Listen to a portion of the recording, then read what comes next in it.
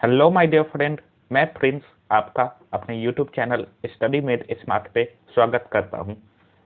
इस वीडियो में हम लोग स्टार्ट करेंगे क्लास 12 के बिजनेस स्टडीज का chapter number 1 nature and significance of management. तो चलिए शुरू करते हैं। आज का हमारा सबसे पहला टॉपिक है meaning of management. Management is a process of getting things done with the aim of achieving goals effectively and efficiently. देखिए, सबसे पहले टॉपिक में आपको मैनेजमेंट का मीनिंग समझाया गया है। मैनेजमेंट होता क्या है? मैनेजमेंट एक ऐसा प्रोसेस है जिसमें हम लोग अपने काम को पूरा करते हैं। हम लोग अपने काम को इफेक्टिवली और इफिशिएंटली पूरा करते हैं। एंड हम लोग वो काम क्यों करते हैं? क्योंकि हमारे पास कुछ सेट ऑफ गोल्स होते हैं। हम लोग उस गोल्स को अचीव करने के लिए उस काम को पूरा करते हैं। उस प्रोसेस को हम लोग मैनेजमेंट बोलते हैं। उस काम को पूरा करने के दौरान हमने जितने भी स्टेप्स किए, उन स्टेप्स के कॉम्बिनेशन को हम लोग प्रोसेस बोलते हैं एंड उस प्रोसेस को हम लोग मैनेजमेंट बोलते हैं। ओके, अब हमने मैनेजमेंट के डिफिनेशन में मेजरली 3 टर्म्स पे फोकस किया। सबसे पहला प्रोसेस, दूसरा इफेक्टिवनेस एंड तीसरा इफिशियंसी। इस तीनों टर्म्स के बारे में अब हम लोग डिटेल में डिस्कशन करेंगे। Process, it refers to series of steps. Process क्या होता है? जब भी हम लोग किसी काम को एक सीरीज ऑफ स्टेप्स में करते हैं, मींस एक स्टेप के बाद दूसरा स्टेप, दूसरे स्टेप के बाद तीसरा स्टेप, जब हम लोग किसी काम को एक सीरीज ऑफ स्टेप्स में पूरा करते हैं तो उसको हम लोग क्या बोलते हैं? Process. Management is a process because it performs series of functions that is planning, organising, staffing, directing and controlling. Management भी एक प्रोसेस होता है। मैनेजमेंट को प्रोसेस क्यों बोला जाता है? क्योंकि इसमें हम लोग कुछ सीरीज ऑफ फंक्शंस को परफॉर्म करते हैं। वो सीरीज ऑफ फंक्शंस क्या है? Planning, organising, staffing, directing and controlling. इन सभी के बारे में हम लोग डिटेल में डिस्कशन करेंगे। ओके, बट आपको यहाँ पे एक ब्रीफ डिस्कशन कर देते हैं कि प्लानिंग में हम लोग ये डिसाइड करते हैं कि हम लोग क्या क्या काम करेंगे और कौन लोग उस काम को करेंगे। ऑर्गेनाइजिंग में हम लोग कुछ मटेरियल्स को ऑर्गेनाइज करते हैं एंड जितने भी हम लोग के काम होते हैं उनको छोटे छोटे पार्ट्स में डिवाइड करके एंड उसमें हम लोग ये डिफाइन करते हैं कि कौन लोग कौन सा काम करेंगे। स्टाफिंग में हम लोग बेसिकली स्टाफ को हायर करते हैं। डायरेक्टिंग में हम लोग ऑर्डर्स देते हैं अपने एम्प्लॉयज को कि उनको काम कैसे करना है। एंड कंट्रोलिंग में हम लोग कंपेयर करते हैं कि हमने जैसा प्लान किया था उस अकॉर्डिंग हमारा काम पूरा हुआ है या नहीं। ओके, सो मैनेजमेंट में ये 5 सीरीज ऑफ फंक्शंस परफॉर्म किए जाते हैं, इसीलिए मैनेजमेंट को एक प्रोसेस कहा गया है। ओके, नेक्स्ट टर्म है इफेक्टिवनेस। इफेक्टिवनेस क्या होता है? It refers to completing the task on time no matter whatever the cost. Effectiveness का मतलब होता है कि हम लोगों को अगर कोई काम दिया गया है तो हम लोगों को उस काम को एक गिवन टाइम में कंप्लीट कर देना है। हम लोगों को इससे कोई मतलब नहीं होना चाहिए कि उस काम को पूरा करने के लिए हमको कितना कॉस्ट लगा है। ओके, हम लोगों को बस टाइम पे उस काम को पूरा कर देना है। नेक्स्ट है efficiency. It refers to completing the task with optimum utilization of resource and in minimum cost. Efficiency का मतलब क्या होता है कि हम लोगों को काम को इस तरीके से पूरा करना है कि हमारे रिसोर्सेज का बेस्ट यूटिलाइजेशन हो, ऑप्टिमम यूटिलाइजेशन हो हमारे रिसोर्सेज का, एंड हमारा कॉस्ट कम से कम लगे। ओके, अब हम लोग इफेक्टिवनेस और इफिशियंसी को एक एग्जांपल से समझते हैं। सपोज राम एक प्रोडक्शन मैनेजर है। राम को काम दिया गया कि आपको 100 यूनिट्स प्रोड्यूस करने हैं 10 डेज में। ओके, अगर राम 100 यूनिट्स 10 डेज में प्रोड्यूस कर देता है तो राम को इफेक्टिव कहा जाएगा। ओके, एंड सपोज कीजिए कि उसको पर पीस का कॉस्ट बतलाया गया 10। ओके, सो अगर राम 100 यूनिट्स 10 दिन में 10 डेज में प्रोड्यूस कर देता है तो उसको इफेक्टिव कहा जाएगा। नो मैटर कि उसने कॉस्ट कितना यूज किया, उसने 11 रुपए लगाए या 12 रुपए लगाए, इससे कोई मतलब नहीं होना चाहिए। बस हम लोगों को फोकस किस पे करना है कि हमारा जो भी काम दिया गया था उसको हमने गिवन टाइम में पूरा कर दिया।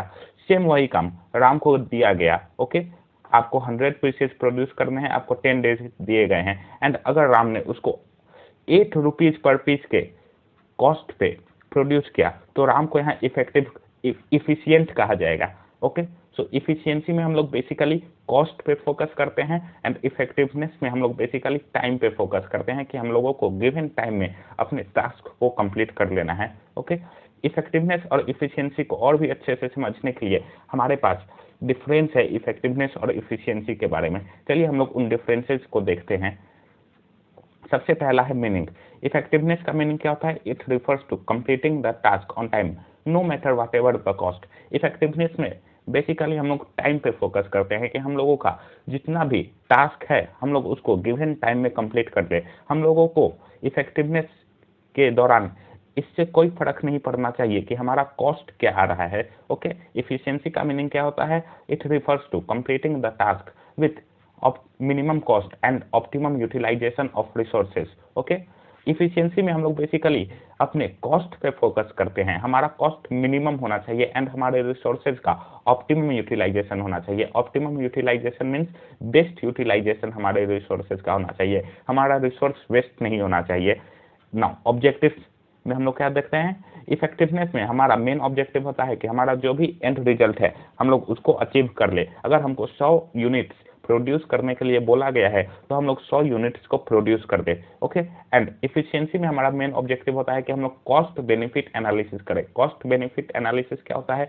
कि हम लोग अपने कॉस्ट को कम से कम करके अपने बेनिफिट को हाई करने की कोशिश करें, उसको हम लोग कॉस्ट बेनिफिट एनालिसिस बोलते हैं। इफिशियंसी में हम लोग बेसिकली अपने कॉस्ट को कम करने की कोशिश करते हैं। ओके, नाउ मेन कंसीडरेशन क्या होता है इफेक्टिवनेस एंड इफिशियंसी में? तो इफेक्टिवनेस में मेन कंसीडरेशन होता है कि हम लोग अपने टास्क को पूरा कर दे, हम लोग अपने टास्क को कंप्लीट कर दे। वाइल इफिशियंसी में मेन कंसीडरेशन होता है कि हम लोग अपने टास्क को एक सही तरीके से पूरा करें। सही तरीके से पूरा करने का मतलब क्या हुआ?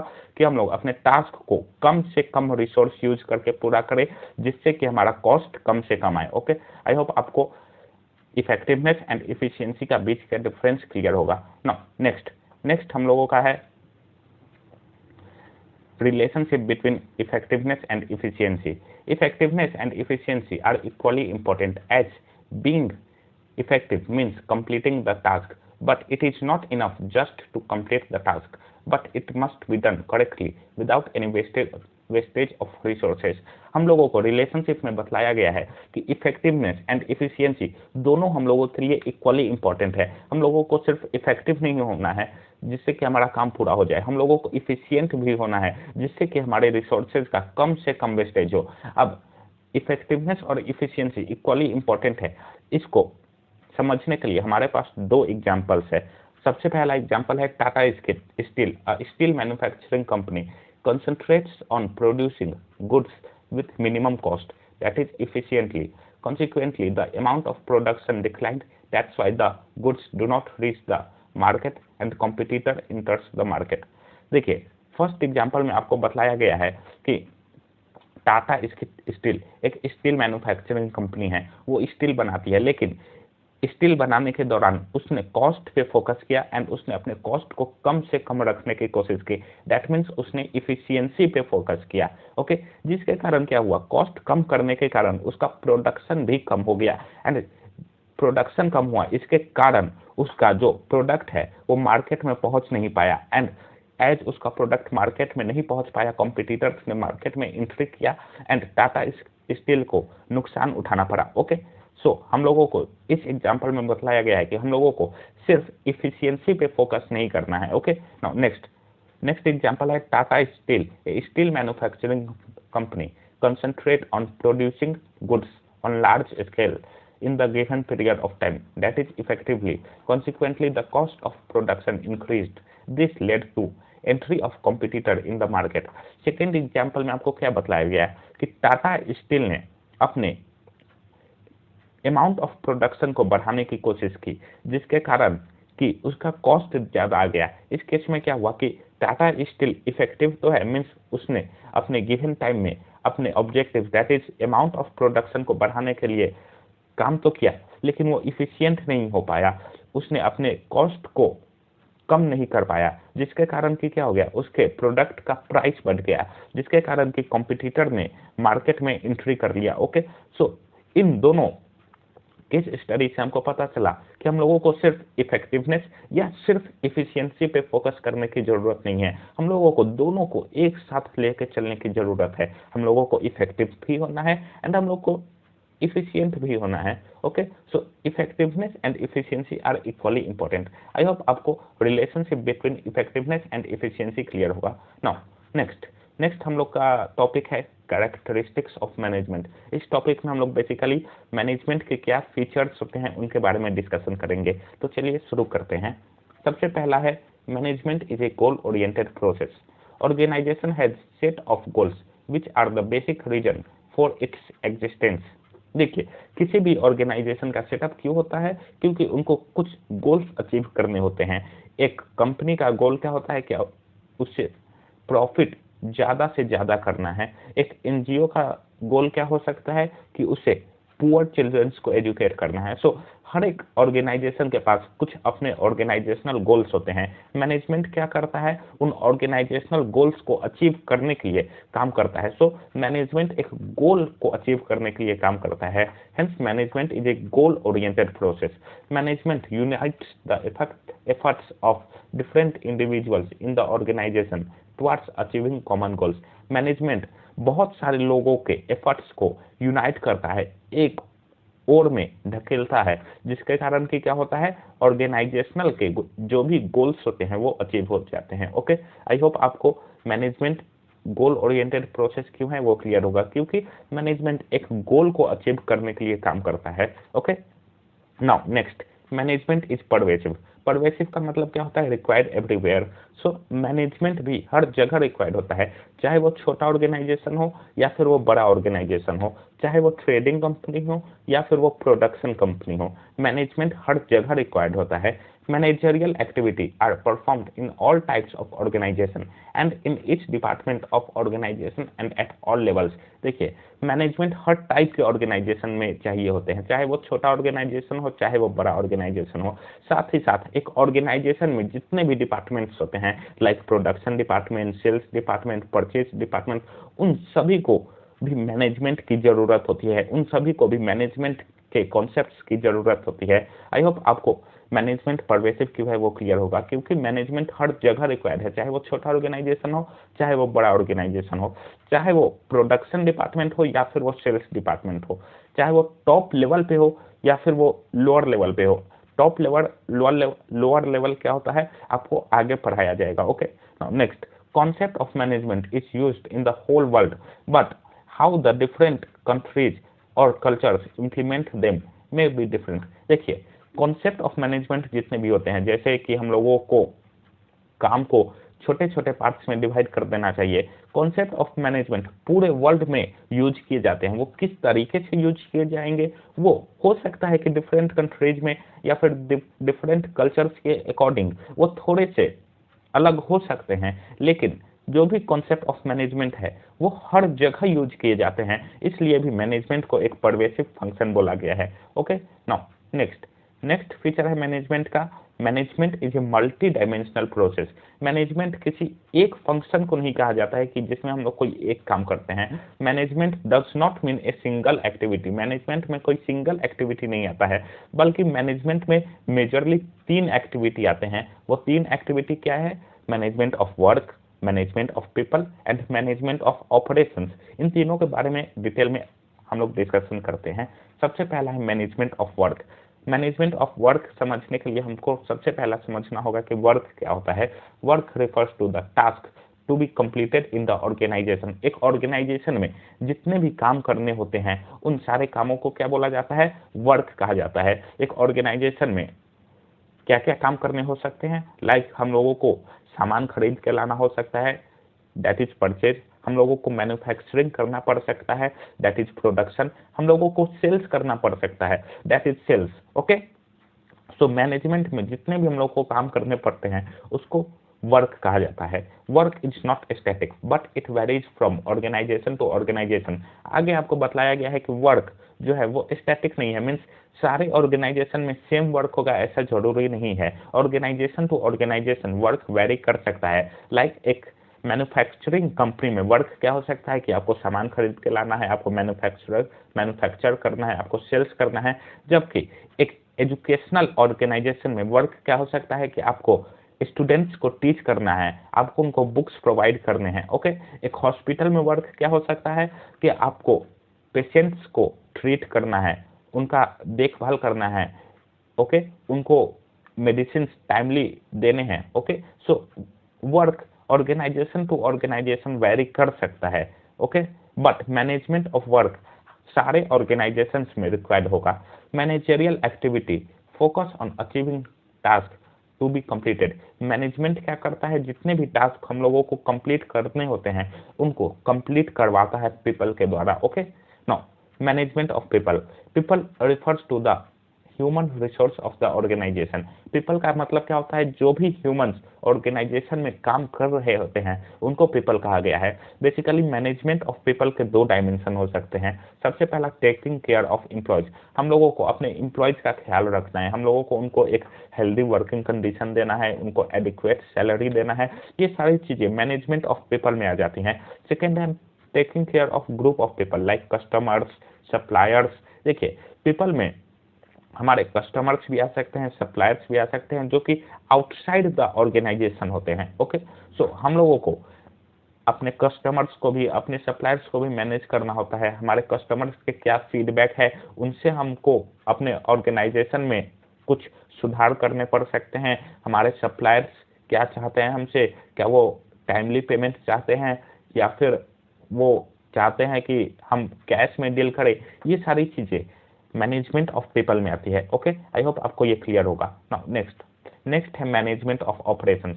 मैनेजमेंट ऑफ ऑपरेशंस समझने के लिए हम लोगों को सबसे पहले समझना होगा कि ऑपरेशन क्या होते हैं। Operation refers to the activity of operating cycle. एक ऑपरेटिंग साइकिल में जितने भी एक्टिविटी होते हैं उनको ऑपरेशन कहा जाता है। ऑपरेटिंग साइकिल आप लोगों को क्लास 12 के थर्ड बुक अकाउंट्स के थर्ड बुक में पढ़ना है, that is the company account में आप लोगों को और ऑपरेटिंग साइकिल के बारे में पढ़ना है। इसमें मैं आपको बेसिक एक इंट्रोडक्शन दे देता हूँ ऑपरेटिंग साइकिल क्या होते हैं। लाइक हम लोग प्रोडक्शन से लेकर के सेल्स करने तक जितने भी काम को करते हैं वो सारे काम ऑपरेटिंग साइकिल के अंदर आते हैं। ऑपरेटिंग साइकिल को अगर मैं डिफाइन करना चाहूँ तो वो टाइम पीरियड जिसमें कि हमारा प्रोडक्शन साइकिल कंप्लीट होता है, मीन्स प्रोडक्शन से लेकर सेल्स से लेकर के हमारे पास कैश आने तक वो सारे उसमें जितना भी टाइम लगता है उसको ऑपरेटिंग साइकिल कहा जाता है, ओके। लाइक हमने अपने प्लांट में कुछ मैन्युफैक्चर करते हैं, लाइक सपोज हम अपने प्लांट में स्टील मैन्युफैक्चर करते हैं तो हम लोगों को सबसे पहले परचेज ऑफ स्टील करना होता है, ओके। उसके बाद हम लोगों को उसको अपने प्लांट में लाना पड़ता है, दैट इज कैरेज का हम लोगों को इंतजाम करना पड़ता है। उसके बाद हम लोगों को उसको प्रोसेसिंग यूनिट में डालना पड़ता है। उसके बाद हम लोगों को उसको प्रोड्यूस करना पड़ता है, दैट इज मैन्युफैक्चरिंग हमको करना पड़ता है। उसके बाद सेल्स करना पड़ता है। उसके बाद कई बार सेल्स हम लोगों के क्रेडिट में होते हैं, कई बार कैश में होते हैं। अगर कैश में सेल हो गया तो हम लोगों का ऑपरेटिंग साइकिल वहीं खत्म हो जाता है, लेकिन अगर क्रेडिट में सेल होता है तो हम लोगों को कलेक्शन भी करना पड़ता है। सो ये जितने भी काम होते हैं एक कैश जाने से लेकर के कैश आने तक के बीच में जितने भी काम होते हैं वो सारे काम ऑपरेशंस कहलाते हैं। आई होप आपको ऑपरेशंस क्लियर होगा। नाउ नेक्स्ट हमारे ऑपरेटिंग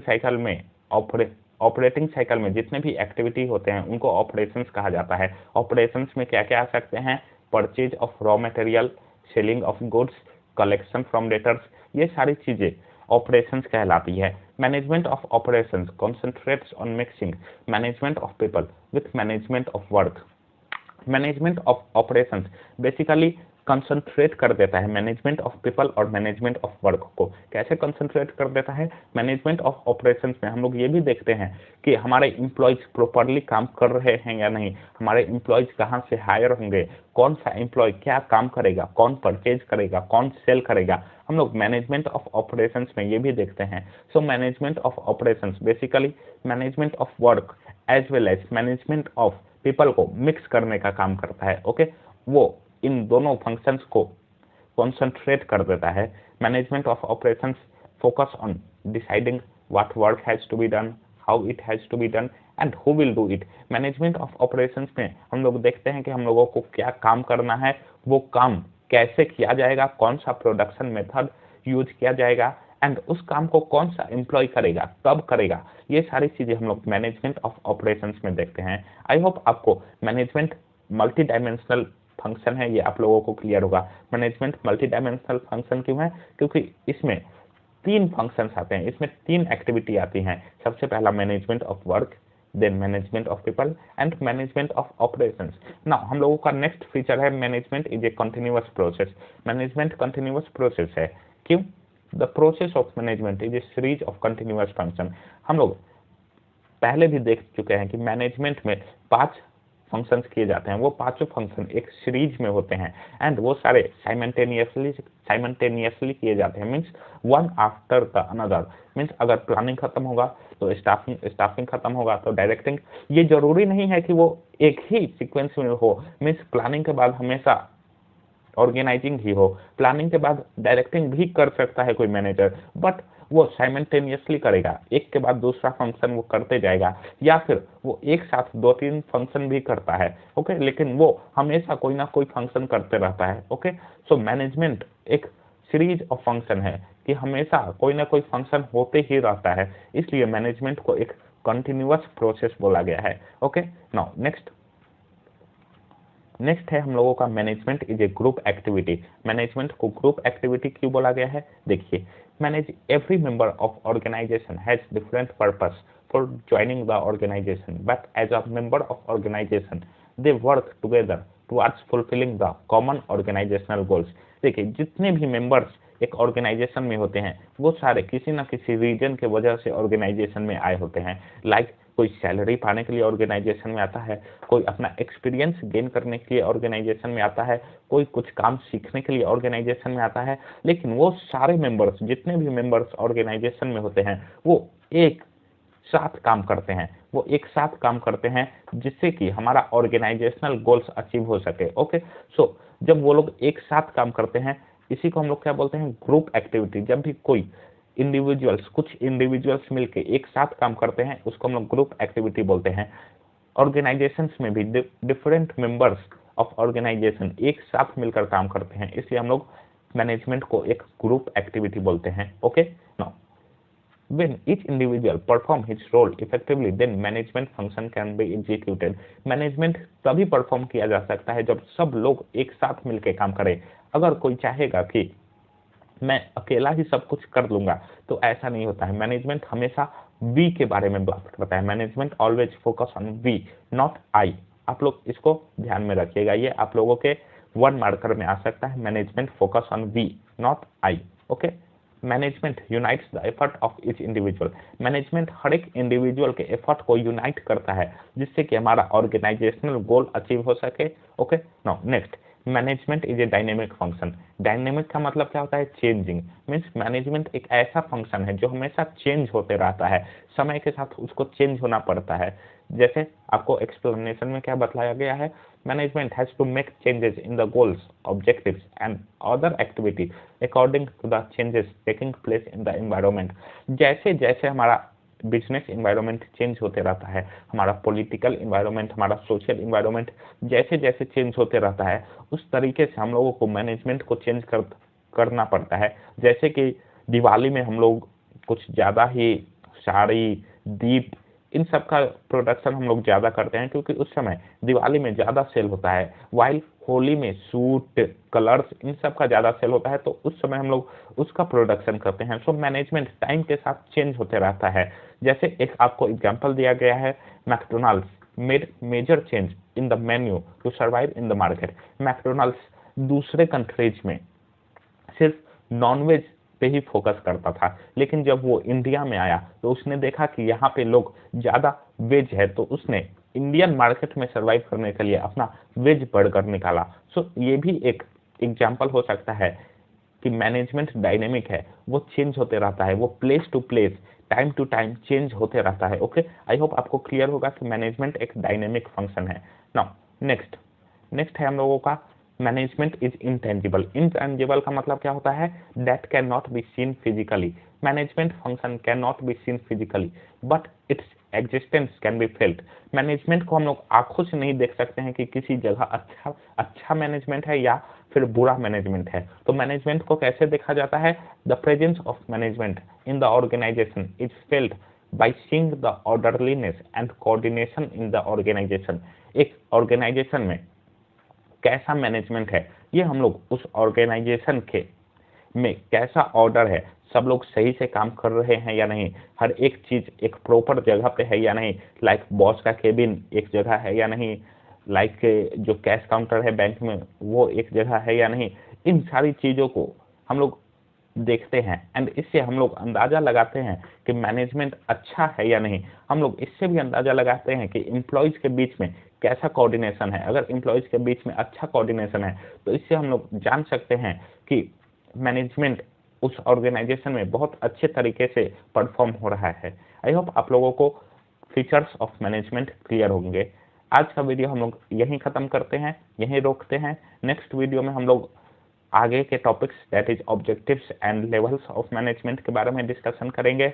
आई होप आपको आज का ये वीडियो पसंद आया होगा।